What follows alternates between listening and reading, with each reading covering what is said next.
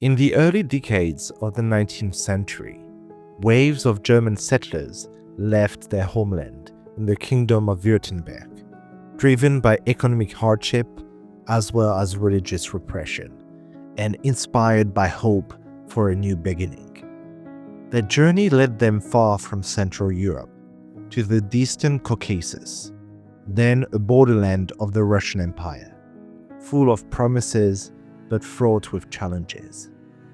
In Georgia, they carved out new lives from unfamiliar soil.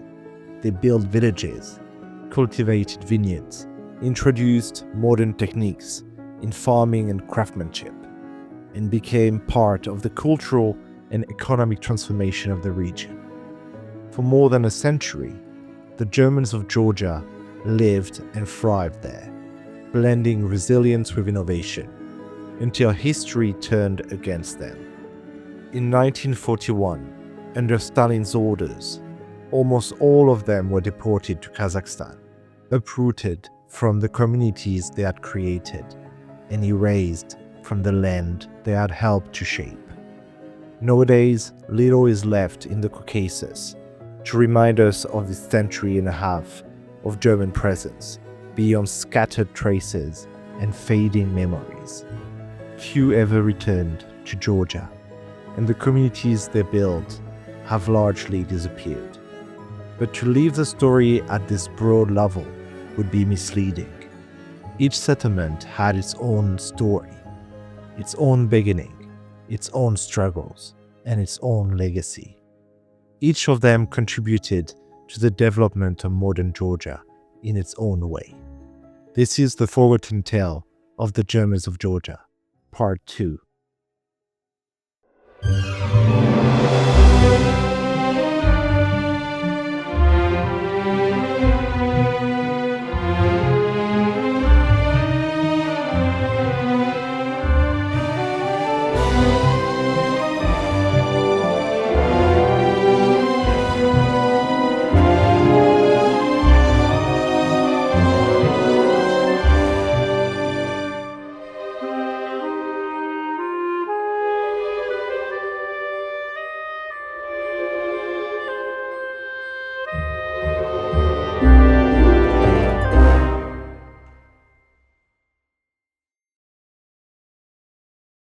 To understand the real scope of this chapter, we need to look at these settlements individually and see how the larger history played out on the ground, place by place.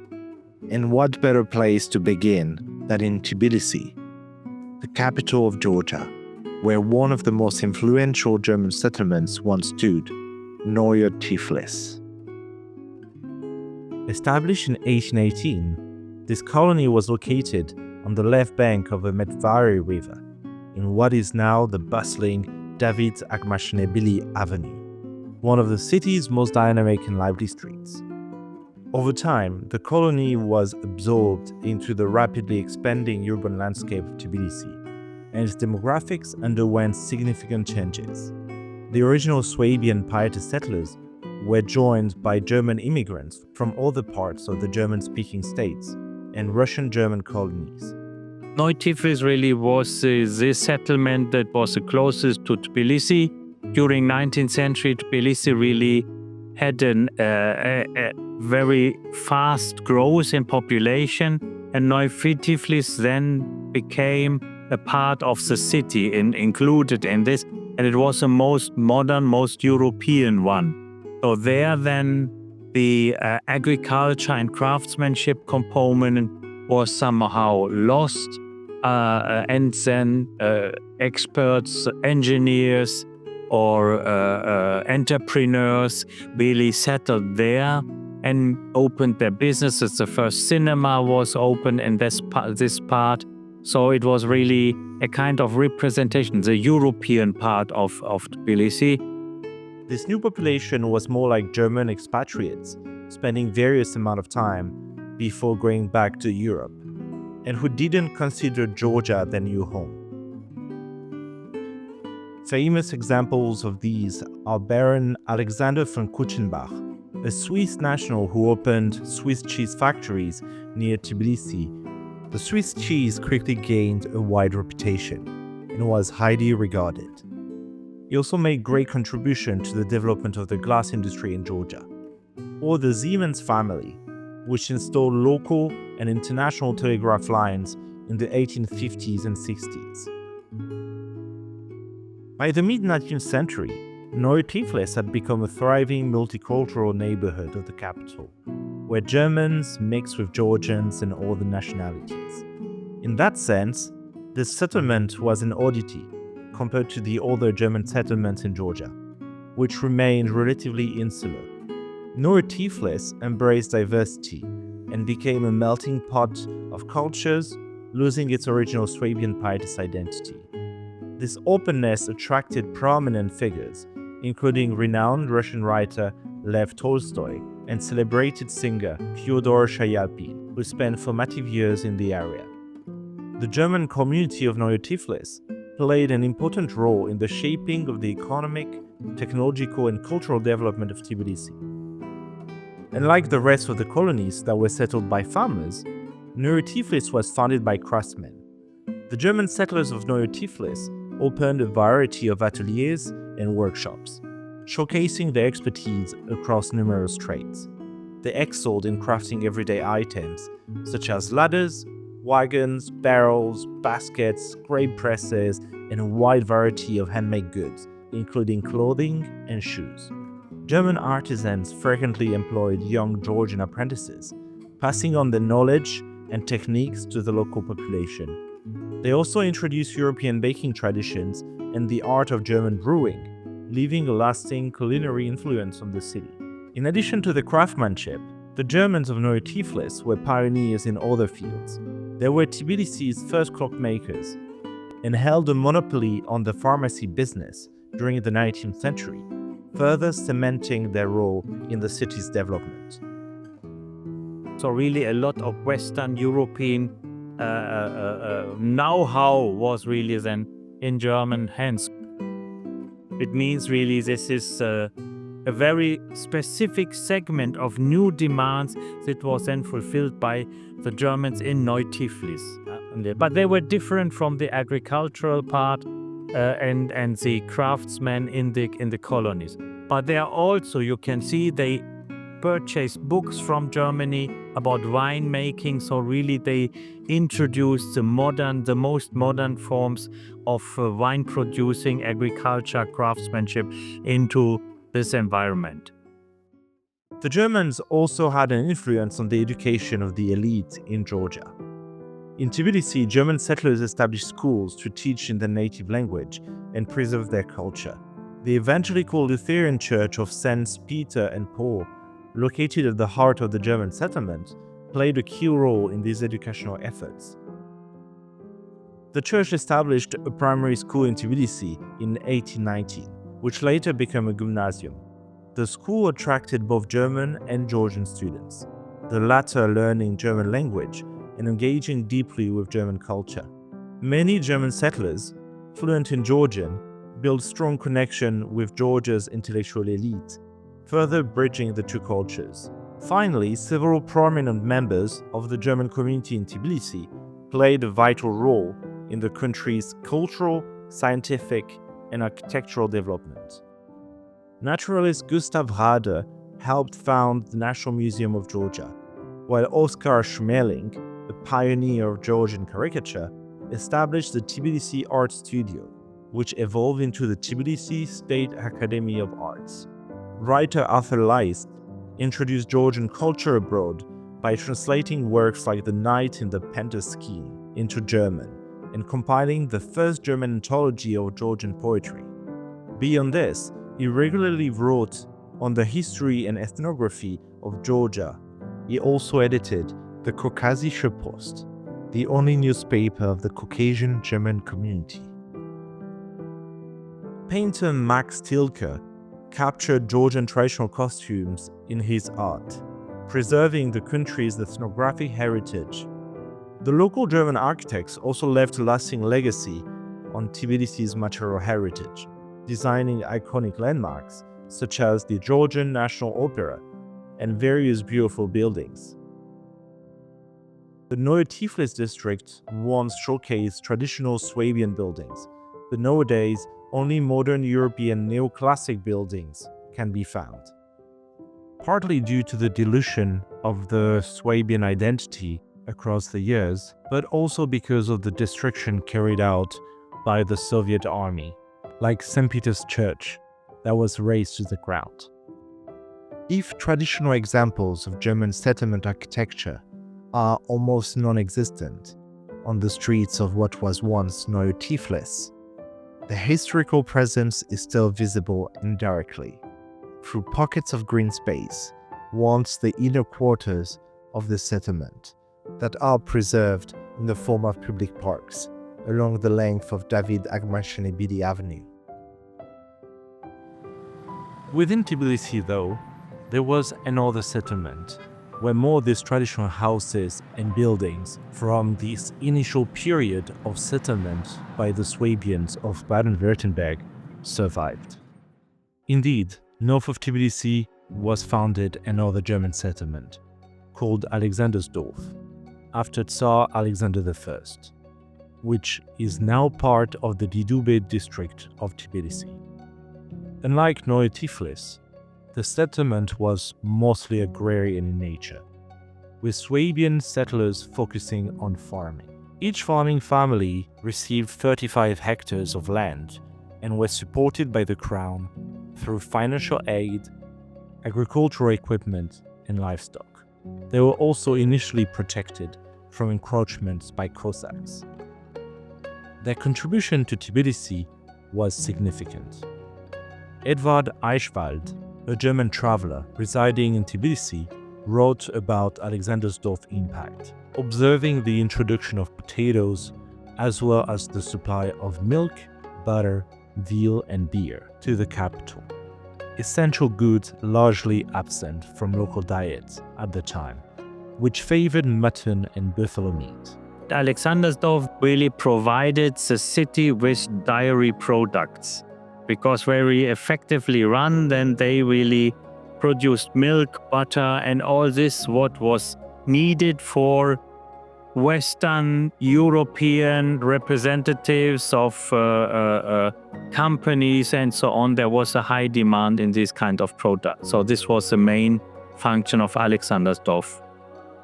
Alexandersdorf maintained stronger ties to its Swabian roots than Neu Tiflis, due to its rural, agricultural, and insular nature.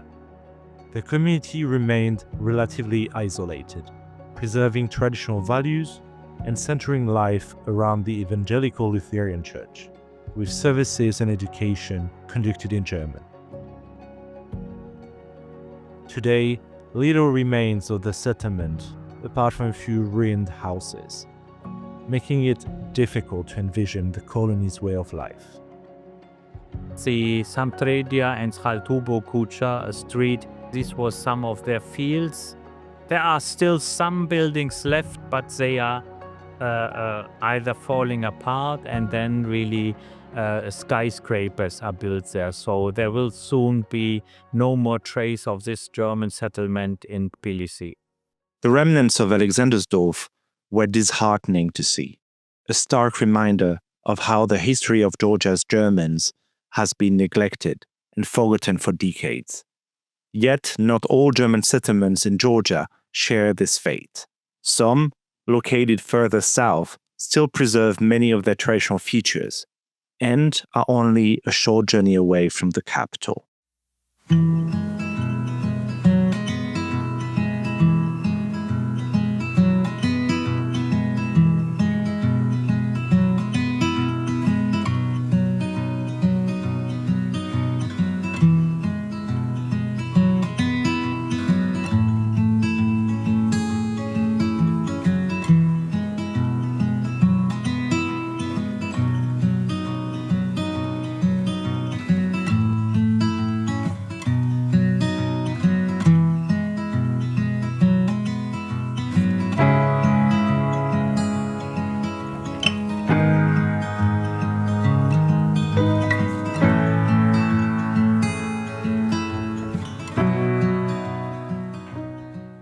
Prosperity, which was originally called Elisabethtal, was founded in 1818 by Swabian settlers. The settlement was named after Saint Elizabeth, whose feast day fell on November 19th, the day of its establishment. Supported by the Russian government, the settlers received assistance from Georgian soldiers, who were required to help build homes free of charge.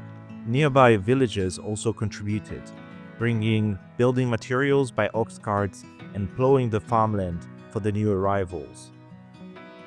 Elisabethtal quickly became one of the most prosperous German colonies in Georgia. Around 70 families thrived there, sustaining themselves through cattle breeding, beekeeping, and the cultivation of fruits and potatoes.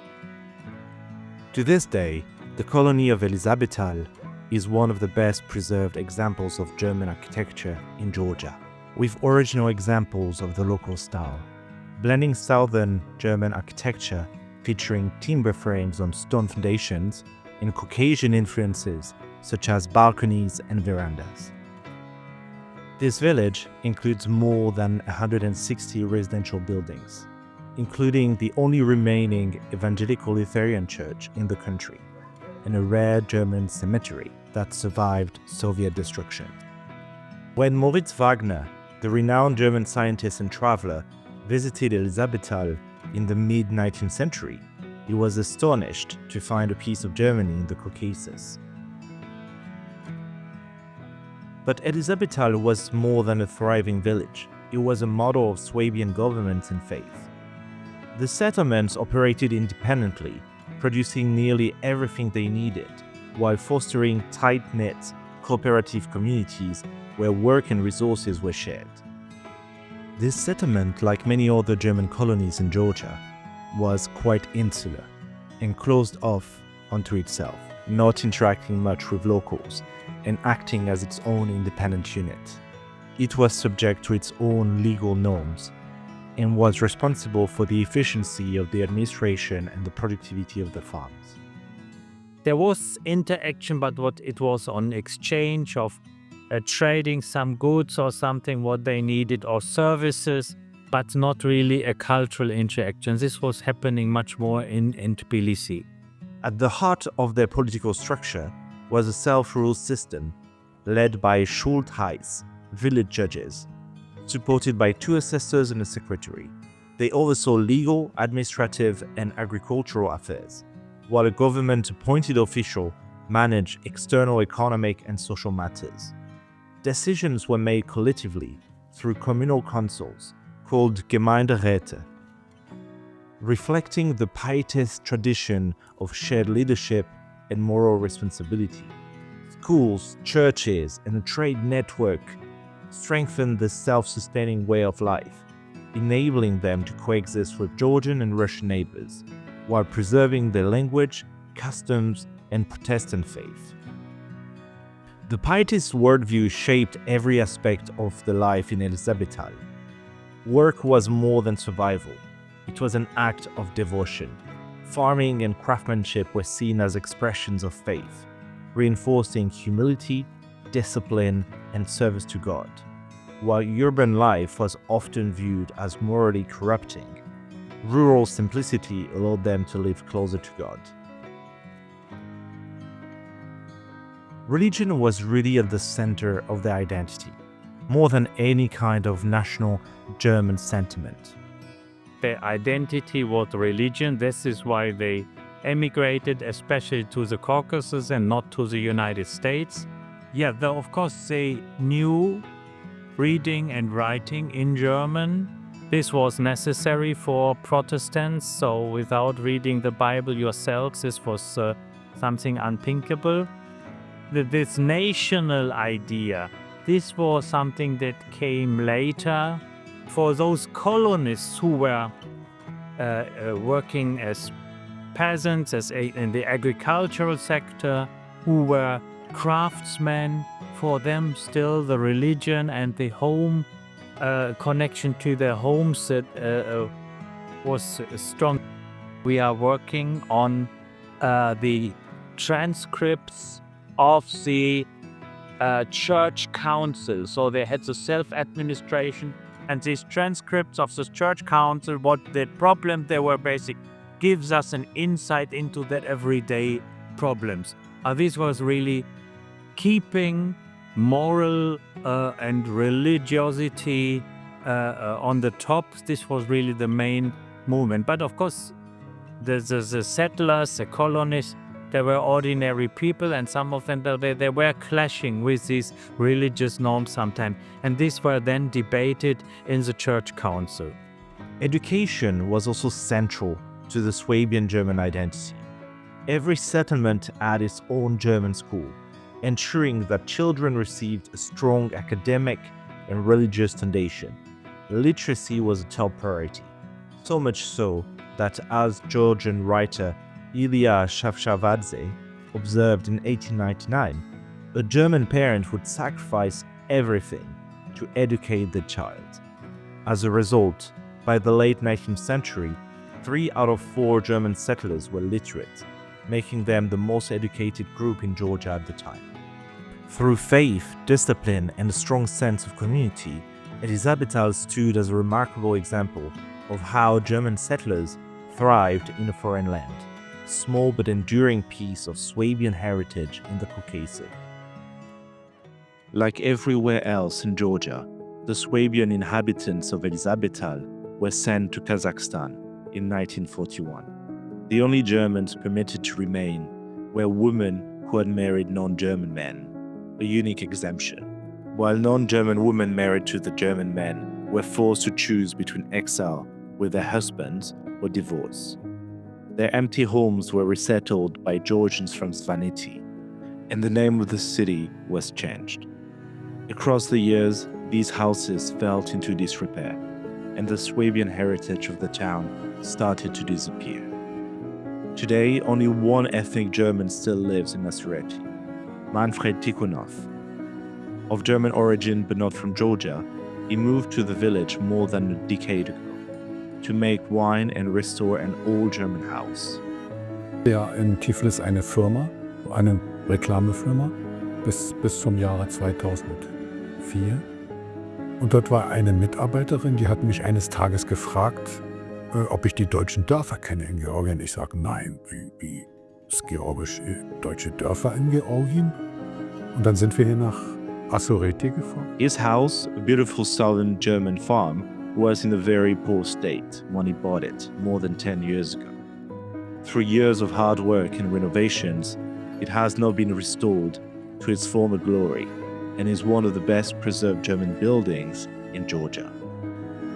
It was in a conversation with Manfred that I learned about one of the most remarkable legacy left by the Swabians of Elisabethtal, the Asuretuli Shavi grape, also known as Schala, Schallträuber, or Schallschwarz. This wild vine was discovered in the 1830s by a German colonist named Schall, near the village of Asureti.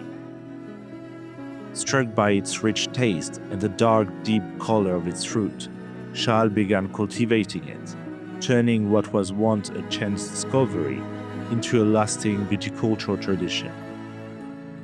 Even though the variety came close to disappearing in the 20th century, it survived and continues to be cultivated today as a living reminder of the German presence in the region. The German settlers of Georgia contributed far more than a single grape. They played a decisive role in transforming local winemaking. They introduced modern techniques of viticulture and cellar management, organized production on a larger scale, and exported significant quantities of wine across the Russian Empire. Their influence reshaped the way wine was grown, produced, and distributed in Georgia. Yet the story of German winemaking in Georgia does not end in Asureti. To fully understand scale and importance, one must travel an hour south to the city of Bolnisi. This theme will be the focus of the third and last part of this documentary on the Germans of Georgia, where we'll deep dive into what this population has brought to the wine industry in Georgia and what can still be found there today.